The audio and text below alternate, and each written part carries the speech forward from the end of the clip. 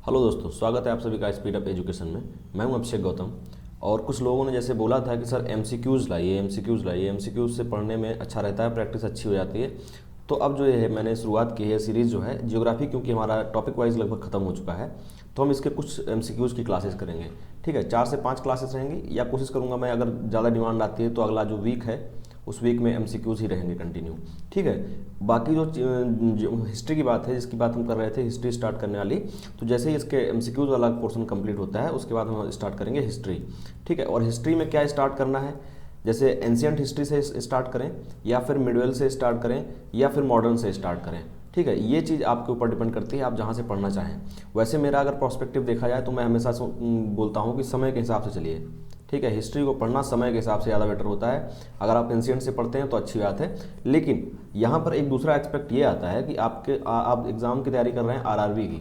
ठीक है, आप एसएससी की तैयारी नहीं कर रहे हैं। अगर आपकी एसएससी सीजीएल का एग्ज़ाम होता, या कोई भी एग्ज़ाम एसएससी से रिलेटेड होता, वहाँ पर जनरल अवेयरनेस का पोर्शन या उसका जो वेटेज होता है बहुत ज़्यादा होता है, और हिस्ट्री और जियोग्राफी बहुत ज़्यादा डीप में पूछी जाती है।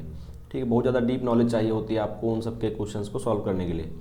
आरआरबी में क्या होता है, कभी कभी क्वेश्चन कुछ डीप पूछ दिए जाते हैं, आपको इसके लिए तैयार रहना है। 100% में से अगर आप मान लीजिए एसएससी सीजीएल का आप लेवल देखते हैं 100% पे है, और इसका क्वेश्चन अगर 50% से ही पूछा जाता है, लेकिन आपको तैयारी 75% की रखनी है।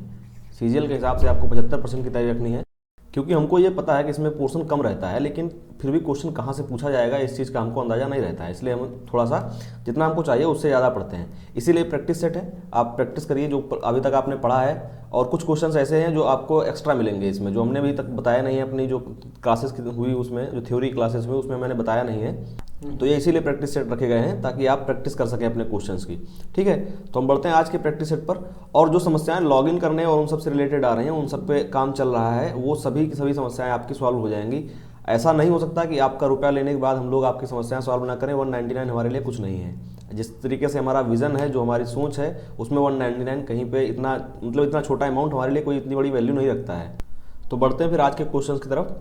पहला क्वेश्चन जो हमारा है ये अभी रिसेंट क्लास से ही है, जब मैंने सॉइल पढ़ाया था आपको। The major soil in the northern plains are, आपके पास है alluvial soil, black soil, red soil, laterite soil. ये 4 ऑप्शन हैं आपके पास। हर बार क्वेश्चन ऐसे ही मिलेगा आपको क्या करना है, आपको वीडियो पॉज करना है और आपको क्वेश्चन खुद से अटेम्प्ट करना है एक बार। अगर क्वेश्चन आप खुद से अटेम्प्ट करते हैं, आपका आंसर सही आता है, तो जो आपका कॉन्फिडेंस बढ़ेगा वो एक अलग लेवल पे लेके जाएगा आपको। मैं तो आंसर्स आपको बताऊंगा ही, हर क्वेश्चन के आंसर मैं एक्सप्लेन करता ही जाऊंगा, लेकिन आप अगर खुद से ट्राई करेंगे तो ज़्यादा अच्छा होगा। तो इसका आंसर क्या है आपका, एलुवियल सॉइल जो है आपकी, वो है आपकी नॉर्दर्न प्लेन्स की सबसे मेन सॉइल। इसको हिंदी में क्या बोलते हैं, जलोढ़। ठीक है, जलोढ़ मिट्टी बोला जाता है। और मैंने यहाँ पर हिंदी नहीं लिखी है, ठीक है, इंग्लिश से लिखी हुई है, सिर्फ हिंदी नहीं लिखी है, क्योंकि मैं क्वेश्चंस को हिंदी में एक्सप्लेन करता हूँ, इंग्लिश में ही पढ़ता हूँ, हिंदी में मेरा एक्सप्लेनेशन रहता है, तो हिंदी वालों को इससे दिक्कत नहीं होगी। और फिलहाल जो हमारा पैटर्न चल रहा है उसमें इंग्लिश ही मेजर लैंग्वेज है, तो अब आगे से इंग्लिश ही मेजर लैंग्वेज रहेगी। और एमसीक्यूज में कोशिश करूंगा कि इंग्लिश में ही रखूँ। अगर ज़्यादा समस्या होती है किसी को तो कमेंट कर सकते हैं उस बारे में। नेक्स्ट क्वेश्चन जो हमारा है कि rubber production, rubber is produced in which part of India. ठीक है, आपसे पूछा जा रहा है पार्ट, ना कि स्टेट। अभी मैंने आज एक क्वेश्चन पूछा था कम्युनिटी टैब में, जिसमें मैंने बोला था कि कितने कबड्डी खेलने वाले जो कितने लोग होते हैं जो एक टाइम पर मैट पर होते हैं। ठीक है, उस क्वेश्चन को आधे से ज़्यादा लोगों ने गलत किया और 7 आंसर किया है उसका। क्वेश्चन को ध्यान से पढ़ने की आदत डालिए। आपसे पूछा क्या जा रहा है, विच पार्ट, विच स्टेट, या आपसे पूछा जा रहा है कोई सिटी पूछा जा रहा है। ऑप्शंस में अगर आपको स्टेट दे दिया गया तो आप स्टेट मार के क्या कहते हैं क्वेश्चन गलत कर सकते हैं, तो वैसा ना करें। मैंने पूछा था कि कबड्डी में एक टाइम पर एक गेम में कितने लोग होते हैं, कितने प्लेयर होते हैं जो मैट पे होते हैं। ठीक है, तो वहाँ मैंने कोई ये नहीं बोला था एक टीम से कितने लोग होते हैं, मैंने पूछा था एक इन अ गेम। ठीक है, इन अ गेम की बात हुई थी। ठीक है, तो एक गेम में कितनी 2 टीमें खेल रही होती हैं, दोनों तरफ से 7-7 लोग खेलते हैं, तो उसका आंसर 14 सही था। ठीक है, उसको मैं अभी लास्ट में आपको दिखा भी दूंगा कितने लोगों ने गलत किया। तो हम बात कर रहे हैं रबड़ के प्रोडक्शन की। रबड़ प्रोडक्शन मैंने आपको पढ़ाया कहाँ पर, जब मैंने आपको कोस्टल प्लेन्स पढ़ाए थे, कोस्टल प्लेन, तो मैंने आपसे बताया था आपको वेस्ट कोस्टल प्लेन का जो एरिया है, जहाँ पर जैसे कर्नाटका और केरल वाला जो एरिया है, वहाँ पर आपकी रबड़ सबसे ज़्यादा प्रोड्यूस होती है। 95% जो रबड़ है पूरे इंडिया की, वो प्रोड्यूस होती है आपकी वेस्ट कोस्टल प्लेन्स पर। ठीक है, तो इसका सही आंसर क्या होगा आपका, वेस्ट कोस्टल प्लेन। दोनों ऑप्शन में पहला ही ऑप्शन आपका सही था। ठीक है, अब बढ़ते हैं हम नेक्स्ट क्वेश्चन की तरफ। नेक्स्ट क्वेश्चन जो हमारा है, नामचा बरुआ इज सिचुएटेड। इस क्वेश्चन को मैंने आपको बार बार समझाया था जब मैंने इंडिया पढ़ाया था, इंडिया में नॉर्दर्न प्लेन्स जब पढ़ाए थे। तो ये अगर नॉर्दर्न प्लेन्स का एरिया है, इधर से मान लीजिए, मैं आपको एक रफ मैप बना के देता हूँ। ये सिक्किम और ये अरुणाचल प्रदेश, और फिर इधर से आते हुए यहाँ पर क्या कहते हैं त्रिपुरा और मिजोरम, और फिर यहाँ से वेस्ट बंगाल वाला पोर्शन, ठीक है। मैप में क्या कहते हैं, हर बार मैप पे डिपेंडेंट नहीं रह सकता कि आपको मैं मैप दिखाऊं उसके बाद ही आपको चीज़ें एक्सप्लेन करूं, ठीक है। इस तरीके से मैप बना लिया। हमको चाहिए नॉर्दर्न, क्या कहते हैं, नॉर्थ का एरिया चाहिए, इसलिए मैंने नॉर्थ के एरिया को अच्छे से बनाया है, ठीक है। नामचा बरुआ था कहाँ पर? नामचा बरुआ याद करिए, मैंने आपको एक्सप्लेन किया था कि जब आपके मैं माउंटेन्स के बारे में पढ़ा रहा था तो मैंने इस चीज़ को बताया था कि जो आपके मिडिल, जो ग्रेटर हिमालयाज़ हैं, ठीक है, सबसे पहले ट्रांस हिमालय आते हैं, फिर आपका आता है ग्रेटर हिमालय, फिर आता है आपका मिडिल हिमालय, और उसके बाद आता है शिवालिक वाला पोर्शन, ठीक है। ये मैंने चारों लेयर बता दी हैं, ये थोड़ा नीचे की तरफ है। तो जो आपका ग्रेटर हिमालय है, जो सबसे मेन पार्ट है आपका हिमालय का, सबसे ऊंचा पार्ट है और सबसे ऊंची ऊंची जो पहाड़ियाँ हैं वो सभी इसी में है। वो कहाँ से स्टार्ट हो रहा था? नंगा पर्वत से। वो नंगा पर्वत से स्टार्ट होता था। नंगा पर्वत कहाँ पर है? जम्मू एंड कश्मीर में। और जाता कहाँ तक है? अरुणाचल प्रदेश के नामचा बरुआ तक, ठीक है। अरुणाचल प्रदेश के नामचा बरुआ तक ये जाता है। तो इस तरीके से आपको याद रखना है कि जो नामचा बरुआ है वो है अरुणाचल प्रदेश के अंदर। कुछ क्वेश्चंस ऐसे हो सकते हैं कि मैंने लेक्चर के टाइम पर भी बार बार उन पे फोकस किया हो और अभी भी उन पे बार बार फोकस कर रहा हूँ। रीज़न ये है कि वो बिल्कुल बेसिक है, बिल्कुल बेसिक है। और जहाँ तक मैंने अभी तक आरआरबी का जितना फॉलो किया है, टेक्स्ट बुक, क्या कहते हैं, आपके मॉक टेस्ट बना रहा हूँ। मॉक टेस्ट में जो आपका पहला सेट था, लोगों ने बोला कि कुछ टफ क्वेश्चंस थे सर, नहीं हो पाए। तो देखिए जीए में कुछ भी टफ या वैसा नहीं होता है, डिपेंड ये करता है कि आपने उसको पढ़ा है या नहीं पढ़ा है। जीए में जो कोर्स है वो भी बहुत ज़्यादा होता है। और आप कभी ये नहीं कह सकते कि हाँ मेरा जो जीए का पोर्शन जो मैंने कंप्लीट किया है उसको मैं 100% कर ही लूँगा। 100% वाली जो फीलिंग है ये जीए जीएस में कभी आपको आ ही नहीं सकती। हाँ, आप प्रिपरेशन कर सकते हैं 100% की, आप 90 तक मार देंगे, 95% तक आप नंबर ला सकते हैं। हो सकता है आप 100 में 100 भी लेके आएँ, लेकिन आपको जो कॉन्फिडेंस होता है वो कॉन्फिडेंस कहीं ना कहीं आपको इन्हीं चीज़ों से आता है कि आप कितना क्वेश्चन प्रैक्टिस कर रहे हैं, ठीक है। और यहाँ पर जो मैंने आपको पहले भी बोला था कि जिन क्वेश्चंस पे मैं बार बार फोकस करता हूँ या बार बार बोल रहा होता हूँ वो आपके बेसिक क्वेश्चंस होते हैं। जहाँ तक आरआरबी में मैंने देखा है, प्रीवियस ईयर पेपर्स मैंने देखे, तो उनमें यही है कि आरआरबी में बहुत सिंपल क्वेश्चन पूछे जाते हैं, जनरली सिंपल क्वेश्चन पूछे जाते हैं। अगर 8 या 9 क्वेश्चन पूछे जा रहे हैं तो उनमें से 6 क्वेश्चन आपके बिल्कुल बेसिक होंगे। 2 से 3 क्वेश्चन ऐसे होते हैं जिन पे जो रैंक डिसाइड करते हैं, जो कह लीजिए उन्हीं लोगों को आते हैं जो अच्छे से पढ़े होते हैं, ठीक। तो हम लोग अब उस लेवल तक ना जा पाएँ, लेकिन एटलीस्ट इतना हो कि हाँ 9 क्वेश्चन में, अगर 15 में से 9 क्वेश्चन स्टैटिक का आता है तो 9 में से हम 8 क्वेश्चन कर पाएँ। एक आध क्वेश्चन छूटता है तो कोई बात नहीं, उसके लिए ज़रूरी है कि हम प्रैक्टिस करते रहें, और उसी प्रैक्टिस के लिए सेट हैं। बढ़ते हैं नेक्स्ट क्वेश्चन की तरफ। इसमें मैंने बताया आपको नामचा बरुआ जो है वो अरुणाचल प्रदेश में है, जो कि आपका ग्रेटर हिमालय की लास्ट, क्या कहते हैं, लास्ट पहाड़ियाँ हैं, ठीक है, लास्ट पर्वत है। और ग्रेटर हिमालय स्टार्ट कहाँ से होता है आपका? ये जम्मू एंड कश्मीर में नंगा पर्वत से, ठीक है। नंगा पर्वत उसका नाम है, ओके। अब बढ़ते हैं नेक्स्ट क्वेश्चन पर। नेक्स्ट क्वेश्चन जो हमारा है, Asia's largest tulip garden is located in which state, ठीक। ये पूछा यार आपसे ट्यूलिप गार्डन के बारे में। तो एशिया का सबसे जो बड़ा ट्यूलिप गार्डन है और इंडिया का सबसे बड़ा जो ट्यूलिप गार्डन है वो है आपका जम्मू एंड कश्मीर में, ठीक। अगर बात की जाए इसके नाम की तो इसका नाम है Indira Gandhi memorial tulip garden, ठीक है, मेमोरियल ट्यूलिप गार्डन। और ये है आपका जम्मू एंड कश्मीर के अंदर, ठीक। इससे आप इसको आसानी से याद कर सकते हैं। अब बढ़ते हैं हम नेक्स्ट क्वेश्चन की तरफ। नेक्स्ट क्वेश्चन जो हमारा है धौलाधर के बारे में मैंने आपको एक्सप्लेन किया था जब माउंटेन्स पढ़ाए थे। तो यहाँ बात हो रही है Dhauladhar mountain range is a part of, यहाँ पर हिमालयाज के जो क्या कहते हैं पोर्शन थे, हमारे माउंटेन के पोर्शन थे वो लिखे हुए हैं, middle Himalayas, greater Himalayas, trans Himalayas या नन ऑफ देम, ठीक है। तो ये आपका पोर्शन किसका है? ग्रेटर हिमालयाज सबसे ऊपर ट्रांस हिमालयाज है, फिर ग्रेटर हिमालयाज हैं, और ये पोर्शन पड़ता है आपका मिडिल हिमालयाज का, ठीक है। मिडिल हिमालयाज का ये पोर्शन है धौलाधर, और ये आपके पंजाब साइड वाली रेंज में, पंजाब वाले एरिया में आता है, ठीक। तो इसका आंसर हो जाएगा आपका मिडिल हिमालयाज, जो कि आपका फर्स्ट ऑप्शन है, ओके। मिडिल हिमालयाज इसका सही आंसर है। अब बढ़ते हैं हम नेक्स्ट क्वेश्चन की तरफ। नेक्स्ट क्वेश्चन जो हमारा है, the only active volcano of India is, आपसे पूछा जा रहा है कि भारत का अकेला एक्टिव वॉल्केनो, एक्टिव वॉल्केनो को अगर हिंदी में बात की जाए तो उसको बोला जाता है जागृत ज्वालामुखी, ठीक है, जागृत ज्वालामुखी। इसीलिए मैंने इसकी इंग्लिश नहीं लिखी है यहाँ पर, हिंदी नहीं लिखी है यहाँ पर, क्योंकि मुझे पता है कुछ ही चीज़ें होंगी जो हिंदी वालों को क्या कहते हैं परेशान करेंगी, बाकी सब चीज़ें आपको आ जाएंगी। अब नाकोडा या बैरन आइलैंड, इसको मैं हिंदी में लिखूं या ना लिखूं उससे कोई फर्क नहीं पड़ता है। ऑप्शंस आपके पास है नाकोडा, बैरन आइलैंड, कवरत्ती एंड रूटलैंड।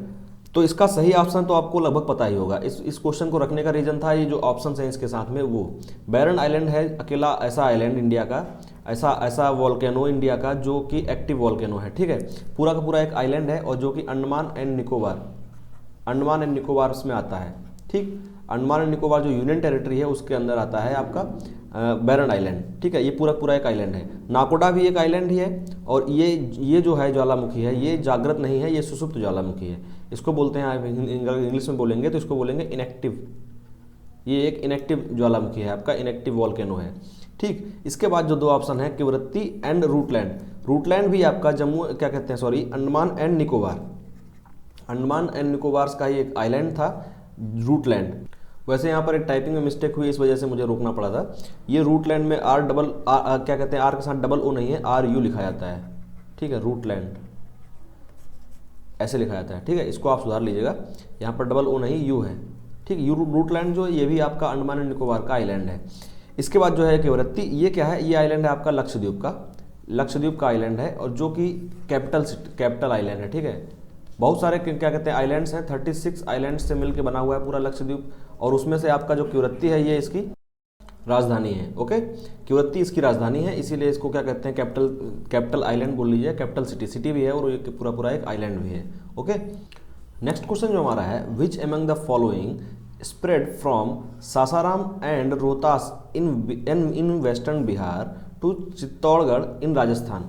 अब फिर से मैप में अगर देखें, इंडिया का मैप अगर देखा जाए, तो मैं बार बार मैप नहीं दिखा रहा हूँ आपको, अब मैप बनाने की कोशिश कर रहा हूँ, थोड़ा अंदाज़ा लगाने के लिए कहाँ पे क्या बात है।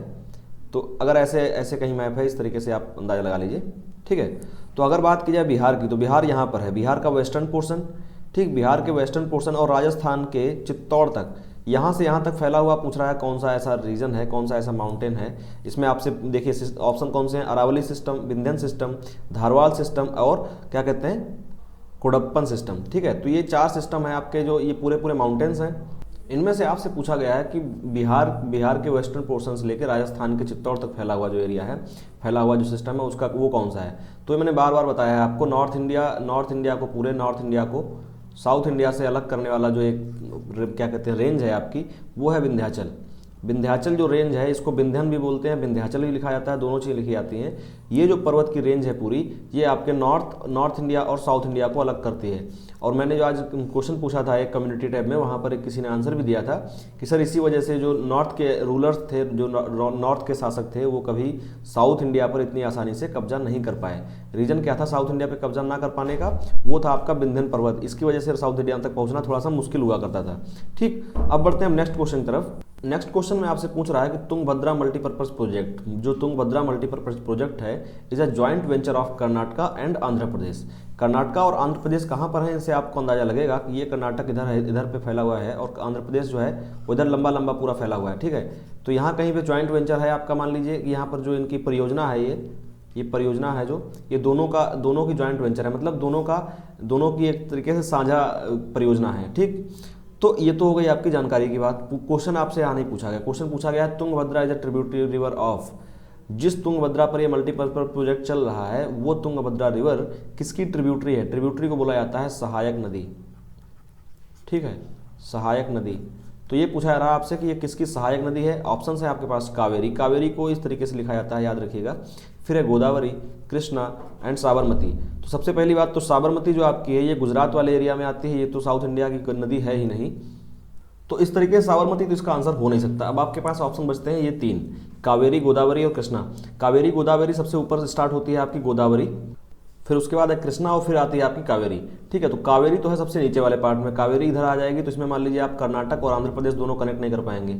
ये कृष्णा रिवर है जो दोनों क्या कहते हैं दोनों स्टेट्स के बीच में से बहती है, कृष्णा रिवर, जो कि आपका ऑप्शन नंबर 3 है। और इसी कृष्णा रिवर पर आपका तुंगभद्रा मल्टीपर्पज प्रोजेक्ट जो है आपका वो चलता है, सॉरी, तुंगभद्रा मल्टीपर्पज प्रोजेक्ट चलता है आपका तुंगभद्रा पर। और तुंगभद्रा की जो क्या कहते हैं आपकी सहायक नदी है, वो तुंगभद्रा सहायक नदी किसकी है, कृष्णा की, ठीक है। क्वेश्चन मैंने उल्टे तरीके से बोल दिया, उसके लिए मैं क्षमा चाहूँगा। तो जो तुंगभद्रा है ये आपकी किसकी सहायक नदी है, कृष्णा रिवर की। इसमें मैंने साथ में जो चीज़ें आपको बताई वो ये है कि सबसे ऊपर आपकी गोदावरी रिवर है, जिसको दक्षिण भारत की बूढ़ी गंगा बोला जाता है, ठीक है। ये बात याद रखिएगा, ओल्ड गंगा बोला जाता है इसको, ओल्ड गंगा बोला जाता है दक्षिण भारत की, ठीक है। उसके बाद आपका आता है कृष्णा, फिर आती है नीचे कावेरी, ओके। अब बढ़ते हैं हम नेक्स्ट क्वेश्चन तरफ। नेक्स्ट क्वेश्चन जो हमारा है, the average height of Himalayas is, ठीक है। हम बात कर रहे हैं हिमालय की, ओवरऑल हिमालय की एवरेज हाइट के बारे में। तो मैंने जब आपको एक्सप्लेन किया था तब बताया था कि जो ग्रेटर हिमालय की जो एवरेज हाइट है 6000 मीटर, तो ये 6000 मीटर जो ग्रेटर हिमालयाज की एवरेज हाइट है वही एवरेज हाइट है आपकी हिमालय की, ठीक है, जो कि है आपका ऑप्शन नंबर फर्स्ट। और इसमें एक्सप्लेन करने के लिए और कुछ बहुत ज़्यादा नहीं है। हाँ, सबसे ऊंची जो पहाड़ियाँ हैं आपकी वो है पूरी पूरी ग्रेटर हिमालयाज के अंदर, जिसमें आपका माउंट एवरेस्ट आता है, कंचनजंगा आती है, क्या कहते हैं इधर अरुणाचल प्रदेश में आपके या उत्तराखंड में आपके आता है, जो इंडिया में पड़ने वाली सबसे बड़ी आपकी श्रृंखला है नंदा देवी, तो वो आपकी आती है अरुणाचल प्रदेश के अंदर, सॉरी क्या कहते हैं आपके उत्तराखंड के अंदर। और इसके बाद ऊपर अगर जाएंगे तो इस रेंज के बाद अगर ट्रांस हिमालय में पहुंचेंगे तो यहाँ पर K2 है, ठीक है। ये सबसे ऊंची ऊंची जो चोटियाँ थी उनके बारे में मैंने आपको बताया। तो सबसे ज़्यादा जो ऊंची चोटियाँ हैं वो आपकी ग्रेटर हिमालयाज में ही हैं, ठीक। अब बढ़ते हैं हम नेक्स्ट क्वेश्चन की तरफ। क्वेश्चन हमारा है the controversial Sino hydro power project is located in which of the following states of India, ठीक है। इस पे बहुत ज़्यादा कंट्रोवर्सी रही है, अभी भी है। सीनो हाइड्रो पावर प्लांट जो बनना था ये है आपका ओडिशा के अंदर, ठीक है। इसमें एक्सप्लेन नहीं करता हूँ मैं ज़्यादा, ये एक तरीके से करंट अफेयर्स पर का भी क्वेश्चन हो सकता है, इसलिए इसमें मैं अभी फिलहाल एक्सप्लेन नहीं कर रहा हूँ। जब कभी करंट अफेयर्स वाले पोर्शन में अगर क्वेश्चन आता है तो मैं आपको पूरी स्टोरी साथ में बताऊंगा, ठीक है। ऐसे एक्सप्लेन करने में कभी कभी बहुत ज़्यादा वीडियो लंबी हो जाती है, तो मैं आपके स्टैटिक के जो क्वेश्चन है उनको थोड़ा सा अच्छे से एक्सप्लेन करता चलूँगा। तो ये है आपका ओडिशा के अंदर, ठीक है। ओडिशा के अंदर आता है आपका सीनो हाइड्रो पावर प्रोजेक्ट, जो कि कंट्रोवर्सीज में रहा है। अब बढ़ते हैं हम नेक्स्ट क्वेश्चन तरफ। अगला क्वेश्चन हमारा जो है ये असम से है। द बराक वैली, जो बराक वैली है असम में, Barak valley in Assam is famous for which of the following. Options आपके पास क्या है? Petroleum products, tea cultivation, bamboo industry, जो आपकी बम्बू इंडस्ट्री मतलब जो आपका क्या कहते हैं बांस होता है, या कॉटेज इंडस्ट्री, ठीक है। तो इनमें से सही आंसर आपको चूज करना है। इसका सही आंसर क्या है? इसका सही आंसर है आपका टी कल्टीवेशन, मतलब यहाँ पर चाय का उत्पादन सबसे ज़्यादा होता है, ठीक है। चाय की खेती जो है सबसे ज़्यादा होती है आपकी बराक वैली के अंदर, जो कि है असम के अंदर, ठीक है। असम आपको वैसे ही याद होगा कि असम में चाय सबसे ज़्यादा पैदा होती है अगर स्टेट्स की बात की जाए, ठीक है। अगर सिटी की बात की जाए, अगर हम सिटी की बात करते हैं तो दार्जिलिंग सिटी है वो जो सबसे ज़्यादा, दार्जिलिंग जो सिटी है वो सबसे ज़्यादा आपको क्या कहते हैं प्रोवाइड कराता है चाय, लेकिन वो आपका कहाँ पड़ता है? वेस्ट बंगाल के अंदर, ठीक। मैप में मैंने इसको बार बार बहुत बार बताया है, शुरुआत की क्लासेस से लोग जो फॉलो कर रहे हैं उनको मालूम होगा। अब बढ़ते हैं हम नेक्स्ट क्वेश्चन की तरफ। नेक्स्ट क्वेश्चन जो हमारा है, Ladakh and Zanskar range, Ladakh and Zanskar range are in which part of northern mountains. हम बात कर रहे हैं नॉर्दर्न माउंटेन्स मतलब उत्तर के पहाड़ों के बारे में, ठीक है। उत्तर के पहाड़ों के बारे में बात कर रहे हैं, उत्तर के पर्वतों के बारे में बात कर रहे हैं। तो उत्तर के पर्वतों में आपसे पूछा जा रहा है कि जो लद्दाख और जास्कर रेंज है, अब ये लद्दाख और जास्कर रेंज है कहाँ पर? पहले तो मैं आपको मैप बनाने की कोशिश करता हूँ, उस पर ऐसे ही दिखाता हूँ। तो अगर ये मान लीजिए आपका नॉर्थ का एरिया है, यहाँ से हिमाचल प्रदेश और फिर यहाँ से नेपाल शुरू हो जाता है, ये नेपाल मान लीजिए, ठीक। तो यहाँ पर आप देखिए लद्दाख और जास्कर रेंज है कहाँ पर। तो लद्दाख तो आपको पता ही होगा, वैसे अगर देखा जाए तो लद्दाख आपको पता होगा कि सबसे ऊपर का जो एक शुष्क एरिया है, इसको शुष्क मरुस्थल भी बोला जाता है, ठंडा शुष्क मरुस्थल है ये, यहाँ पर बारिश बहुत कम होती है। तो यहाँ पर जो रेंज है वो आपकी वो लद्दाख रेंज है, और उसके जस्ट नीचे अगर बात की जाए या हिमाचल प्रदेश तक भी आ जाता है इसका कुछ पोर्शन, यहाँ पर है जास्कर रेंज, ठीक है। यहाँ पर जास्कर रेंज पड़ती है। तो ये दोनों के दोनों जो रेंज है ये आपकी आती हैं ट्रांस हिमालयाज के अंदर। अगर हम बात करेंगे तो ये सबसे ये आएंगे ट्रांस हिमालयाज के अंदर, इनके जस्ट नीचे से यहाँ से स्टार्ट होगा आपका ग्रेटर हिमालय वाला पोर्शन, ठीक है। ग्रेटर हिमालय वाला जो पोर्शन है इसके नीचे से स्टार्ट होगा, तो ये पहुंचेगा आपका ट्रांस हिमालयाज के अंदर। ट्रांस हिमालय जो है आपका ऑप्शन नंबर 4 में है। तो इसका सही आंसर आपको पता चल गया, ऑप्शन नंबर 4। इन सभी क्वेश्चन को आप पहले खुद से ट्राई करेंगे, बार बार ये बात मैं बोल रहा हूँ, तो उससे आपको फायदा होगा, ठीक है। अब हम बढ़ते हैं नेक्स्ट क्वेश्चन तरफ। अगला जो क्वेश्चन है एक बार फिर से रिवर्स के ऊपर है। रिवर काफ़ी इंपॉर्टेंट पॉइंट्स में, काफ़ी इंपॉर्टेंट टॉपिक्स में से एक है रिवर। आपका हमेशा क्वेश्चन इससे पूछे आते हैं। पूछा क्या जा रहा है, which of the following river does not flow into Arabic Sea. अब अरेबिक सी है कहाँ पर? ये आपका इंडिया, पेनिनसुलर इंडिया अगर मान लीजिए, यहाँ पर गुजरात का एरिया है, और इधर से आपके बाकी और क्या कहते हैं वेस्ट बंगाल, और इधर आप नॉर्थ ईस्ट में चले जाएंगे, ठीक है। तो हम बात कर रहे हैं अभी क्या कहते हैं नीचे नीचे साउथ के बारे में। ये हमारा साउथ इंडिया है, तो यहाँ पर आपका है अरेबिक सी, और यहाँ पर आपकी है बे ऑफ बंगाल, ठीक है। तो इसमें पूछा जा रहा है कि कौन सी ऐसी नदियाँ हैं जो कि नहीं गिरती हैं अरेबिक सी के अंदर। अब हम बात कर लेते हैं ऑप्शंस की। तो अगर नीचे से बात करें, क्योंकि ऊपर तुंगभद्रा ही इसका आंसर है, तो हम सबसे पहले बात करते हैं नर्मदा की। नर्मदा आपको पता है कि यहाँ से अमरकंटक से निकलते हुए नर्मदा जाती है और गिरती है अरबिक सी के अंदर, ठीक है। उसके बाद मांडवी, ये भी गिरती है अरबिक सी के अंदर। फिर साबरमती, इसको मैंने अभी कुछ देर पहले ही बताया था, गुजरात से होते हुए ये अरबिक सी के अंदर गिरती है, ठीक है। तो इस तरीके से नर्मदा और साबरमती और मांडवी, ये तीनों की तीनों नदियाँ जो हैं आपकी अरबिक सी के अंदर गिरती हैं। अकेली नदी जो कि गिरती है बे ऑफ बंगाल में, ये है तुंगभद्रा, और ये जाके गिरती है किससे? कृष्णा में जाके मिल जाती है, फिर कृष्णा जाके गिरती है बे ऑफ बंगाल में, ओके। ठीक, अब बढ़ते हैं हम नेक्स्ट क्वेश्चन की तरफ। रिवर्स का जो पोर्शन है मैंने अच्छे से पढ़ाया भी था एमसीक्यूज में, और ऐसे धीरे धीरे रिवाइज होता जाएगा, आपको चीज़ें भूलेंगी नहीं, इस चीज़ की गारंटी है। रिवर्स अकेला एक टॉपिक जो बड़ा टॉपिक बचा है रिवर, वही एक ऐसा बचा है जिसको मैंने शायद टॉपिक वाइज नहीं पढ़ाया है, क्योंकि जो एमसीक्यूज की पहली वीडियो थी उसमें मैंने रिवर कंप्लीट किया था फर्स्ट वाली, सेकंड वाली वीडियो मैंने रिवर क्या कहते हैं इंक्लूड किया था, तो 2 वीडियोस कंटिन्यू हुई थी जो जिनके क्वेश्चन रिवर पे आए थे, मतलब बनाए थे मैंने, तो इस वजह से रिवर का पोर्शन काफ़ी हद तक वहाँ पर कवर हो गया था, इसलिए इसका टॉपिक वाइज नहीं बनाया गया है। बात करें नेक्स्ट क्वेश्चन की, तो नेक्स्ट क्वेश्चन क्या है, which of the following state is or not a part of western Ghats.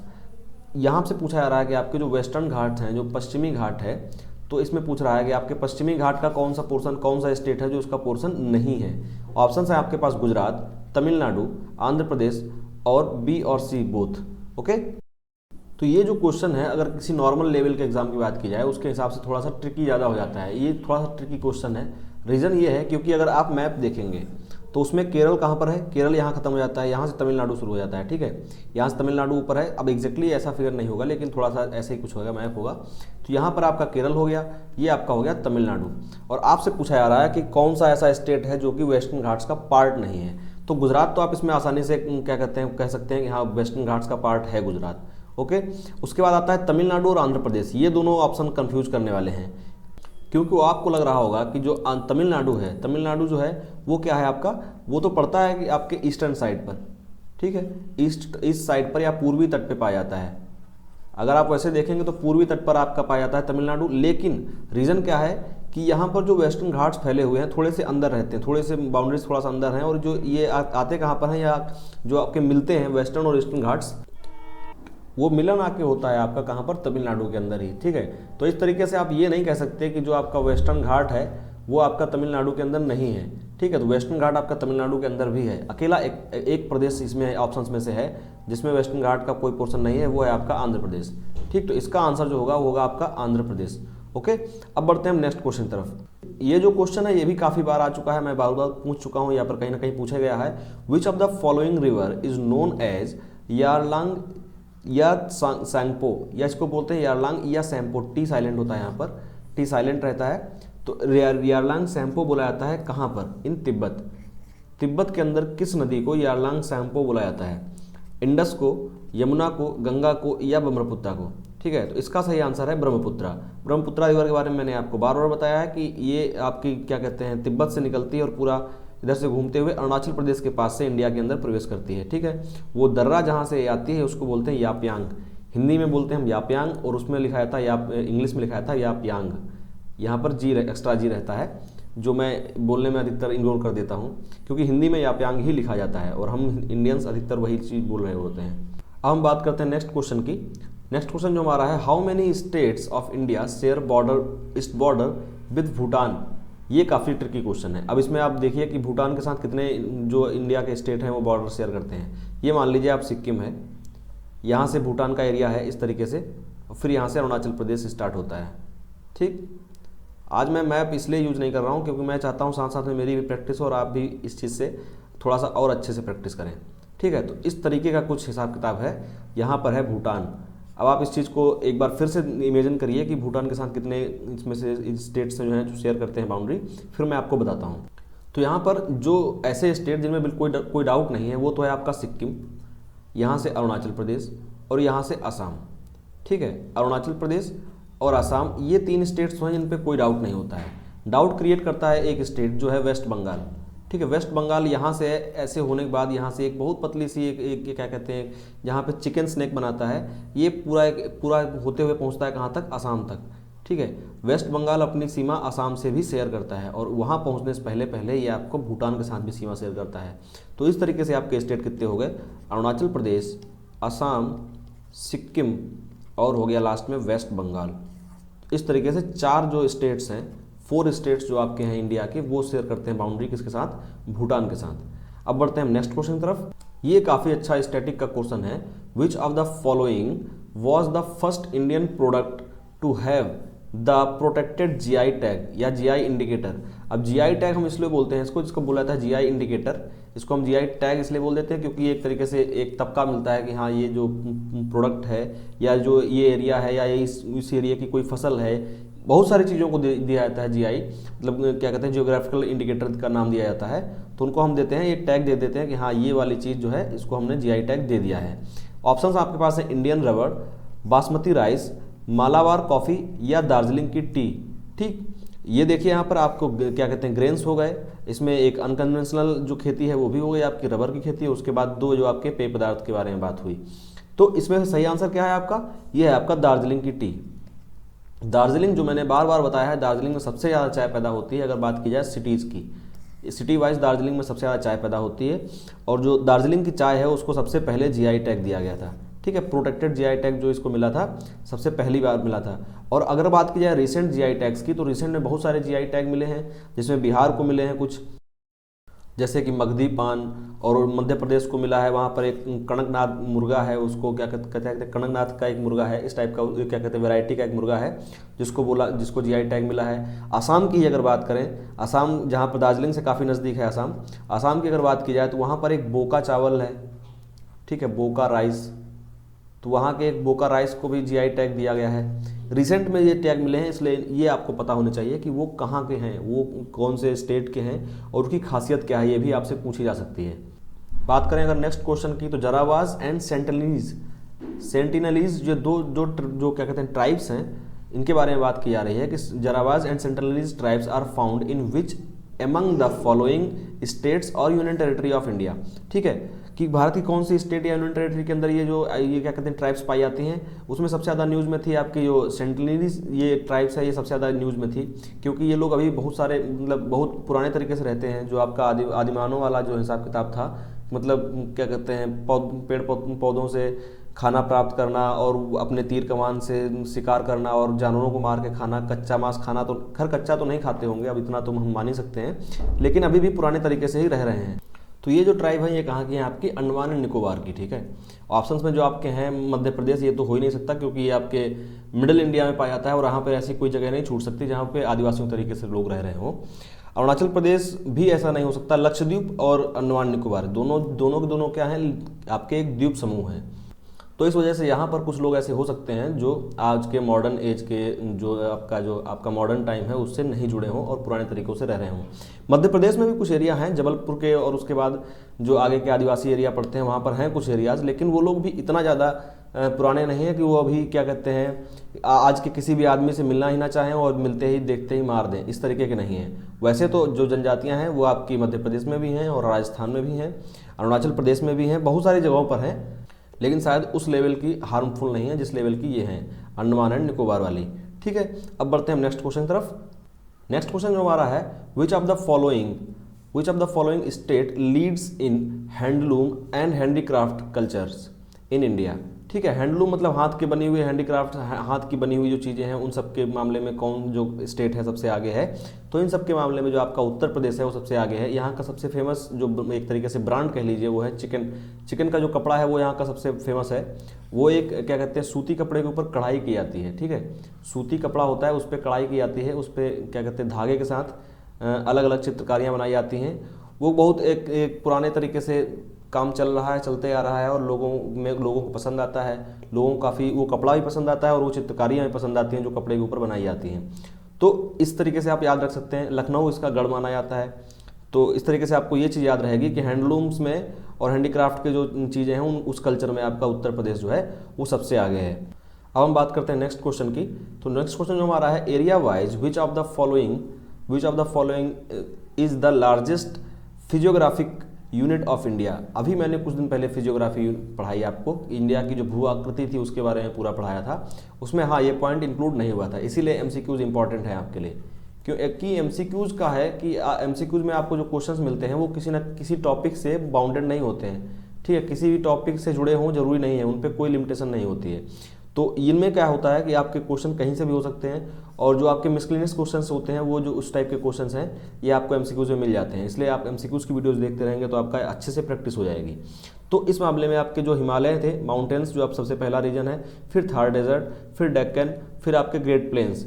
इन सब में अगर एरिया वाइज बात की जाए तो पूरा सबसे बड़ा क्या है इसमें से डेक्कन प्लेटू।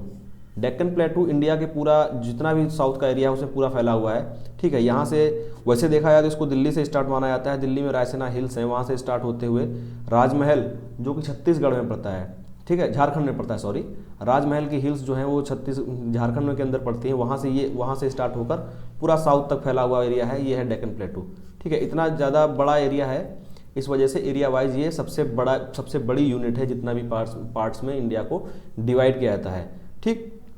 अब बढ़ते हैं हम नेक्स्ट क्वेश्चन तरफ।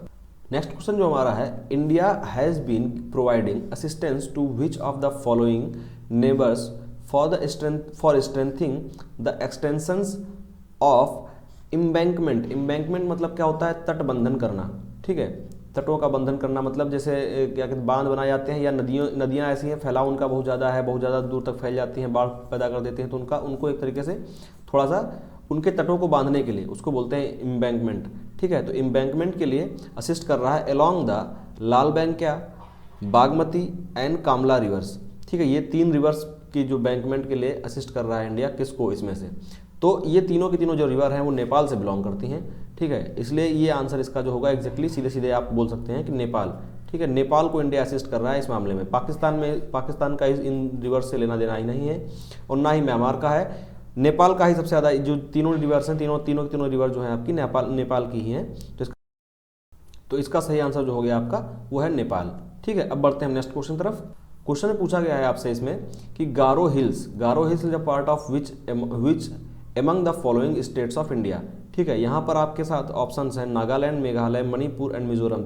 चारों के चारों जो आपके ऑप्शंस हैं वो नॉर्थ ईस्ट के ऑप्शन है, ठीक है, नॉर्थ ईस्ट के ऑप्शन है। और जो 3 पहाड़ियाँ पाई जाती हैं, गारो, खासी और जैंतिया, ठीक है। इसमें पूछा जा रहा है आपके बारे में गारो के बारे में पूछा जा रहा है आपसे, तो गारो पड़ती है आपकी मेघालय के अंदर, ओके, गारो पड़ती है आपके मेघालय के अंदर। बाकी दोनों खासी और जैंतिया जो हैं वो भी दोनों के कहते हैं आपके मेघालय और असम के अंदर फैली हुई हैं, ठीक है। गारो, खासी और जैंतिया, इनकी एक खासियत ये भी है कि ये हिल्स के नाम भी हैं, गारो, खासी और जैंतिया, और इन्हीं तीनों के नाम से जो है ट्राइब्स भी हैं, ठीक है। इन्हीं तीनों के नाम से ट्राइब्स भी हैं, जनजातियां भी पाई जाती हैं यहाँ पर, ठीक। तो ये याद रखिएगा, गारो, खासी, जैंतिया तीन हिल्स हैं, 3 प्रकार की हिल्स भी पाई जाती हैं नॉर्थ ईस्ट में आपके, और तीनों की तीनों नाम से जनजातियां भी हैं वहाँ पर, ओके। अब बढ़ते हैं हम नेक्स्ट क्वेश्चन तरफ। नेक्स्ट क्वेश्चन जो हमारा है ये काफ़ी आसान क्वेश्चन है, राम्स ब्रिज और राम सेतु, ठीक है। राम्स ब्रिज और Ram Setu is located in which among the following states. यहाँ पे बात हो रही स्टेट मतलब जल संधियों के बारे में, ठीक है, किस जल संधि में ये स्टेट क्या कहते हैं उपस्थित है। तो इस बारे में खैर वैसे अगर देखा जाए डायरेक्टली आपको पता होना चाहिए, पाल्क स्टेट है कहाँ पर, इंडिया और चाइना, देखिए सॉरी, इंडिया और श्रीलंका, ठीक है, ये है श्रीलंका और ये है इंडिया और श्रीलंका के बीच में आपका है पाल्क स्टेट, जो कि आपके इधर मन्नार की खाड़ी में है। वैसे इधर क्या कहते हैं इंडियन ओशियन को बे ऑफ बंगाल से कनेक्ट करने का काम करता है, और यहीं पर रामेश्वरम से श्रीलंका की तरफ जाते हुआ राम सेतु है, ठीक है, जिसके साक्ष्य मिले हैं। और फिलहाल वो पानी के ऊपर नहीं है, पानी के नीचे है। मान्यता ऐसी थी उस टाइम पर कि जो राम सेतु है वो पानी के ऊपर था, फिर अब फिलहाल नीचे है, उसका रीजन खैर कोई नहीं एक्सप्लेन कर पाता है। तो पाल्क स्टेट जो है आपका वो उसके अंदर है आपका राम सेतु, ठीक है, ये आप याद रखिएगा, रामेश्वरम से निकलता है ये और श्रीलंका तक जाता है, ठीक। अब बढ़ते हैं नेक्स्ट क्वेश्चन तरफ। नेक्स्ट जो क्वेश्चन है ये हमारा है मांजुली द लार्जेस्ट रिवर आइलैंड। इसके बारे में मैंने आपको पहले बताया था कि मांजुली जो लार्जेस्ट रिवर आइलैंड है और स्मॉलेस्ट रिवर आइलैंड दोनों कहाँ पर हैं, आसाम में है। यही क्वेश्चन पूछा गया है यहाँ पर, the largest river island in the world is located in which of the following states of India. तो ये है आसाम के अंदर, ओके। ये तो मैंने पहले बताया रखा था आपको, बहुत बार इस बारे में बात हो चुकी है। मांजुली है लार्जेस्ट रिवर आइलैंड। और अगर बात की जाए स्मॉलेस्ट आइलैंड की, तो जो स्मॉलेस्ट रिवर आइलैंड है वो भी आपका है क्या कहते हैं ब्रह्मपुत्रा रिवर पे ही हैं, दोनों के दोनों ब्रह्मपुत्रा रिवर पे हैं और दोनों के दोनों असम के अंदर हैं। उसका नाम अगर बात करें तो उसका नाम है उमा देवी, ठीक है, उमा देवी आइलैंड है जो सबसे छोटा आइलैंड है जिस पर लोग रहते हैं। उमा देवी नहीं है, इसका एग्जैक्टली नाम है उमानंदा, ठीक है, उमानंदा, थोड़ा कन्फ्यूजन हो गया था, उमानंदा है इसका एग्जैक्टली नाम। और ये भी आसाम के अंदर है। और ये सबसे छोटा इसलिए आइलैंड माना जाता है क्योंकि ये इनहेबिटेंट है, यहाँ पर लोग रहते हैं, यहाँ पर लोगों के घर हैं, लोग अपने घर बनाकर रह रहे हैं, इसलिए ये जो आइलैंड है इसको सबसे छोटा आइलैंड घोषित किया गया है। और आपके पास जो कोई नदी होगी उसमें पास में अगर कोई टीला दिख रहा है उसको सबसे छोटा आइलैंड नहीं कहा गया, क्योंकि वहाँ पर किसी के घर नहीं है, कोई वहाँ पर रहता नहीं है, ठीक। ये उसकी कंडीशंस होती हैं किसी को आइलैंड घोषित करने की। अब हम बढ़ते हैं नेक्स्ट क्वेश्चन की तरफ।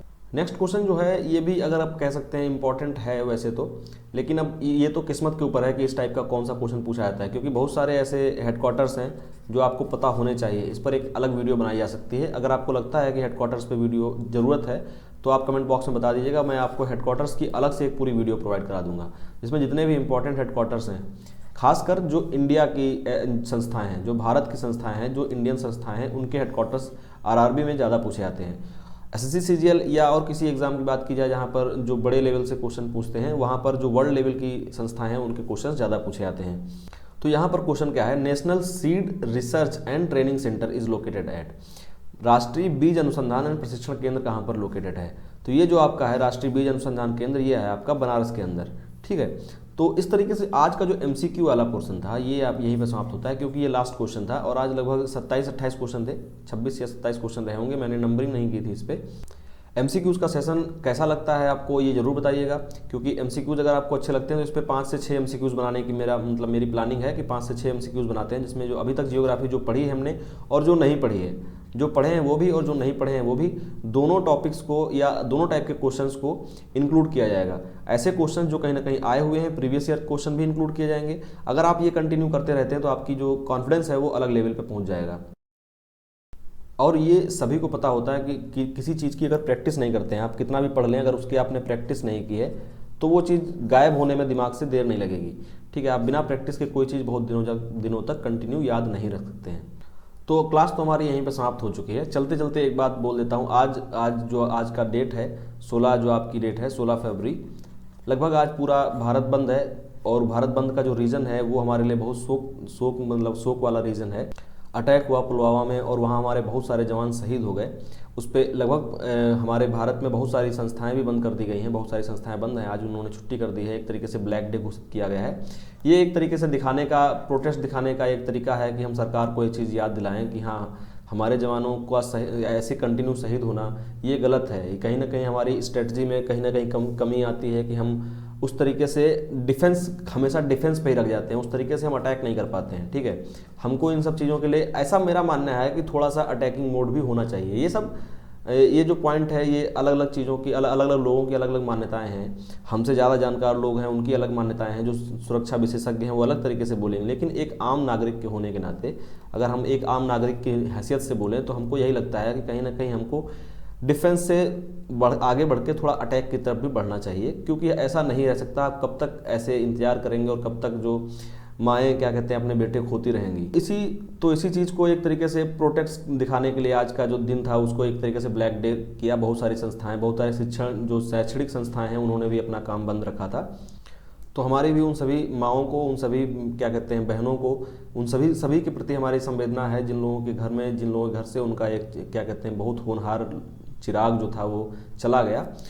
और इसी क्या कहते हैं, इसी सोच के साथ और इसी एक आगे आने वाले जो टाइम है उसके क्या कहते हैं शुभकामनाओं के साथ कि आगे ऐसा कुछ ना हो और हम लोग जो हैं बराबर उस चीज़ पे बराबर का अटैक भी करें, ताकि जो ऐसे लोग हैं करने वाले हैं, जैसे जैश ए मोहम्मद ने करवाया और वो लोग खुल के इस चीज़ की जिम्मेदारी भी लेते हैं। काफ़ी अजीब लगता है एक आम नागरिक से सोचने में ये बात कि सरकार को ये चीज़ पता है कि किस आतंकवादी संगठन ने करवाया है। दोनों सरकारों को पता है, पाकिस्तान और इंडिया दोनों की।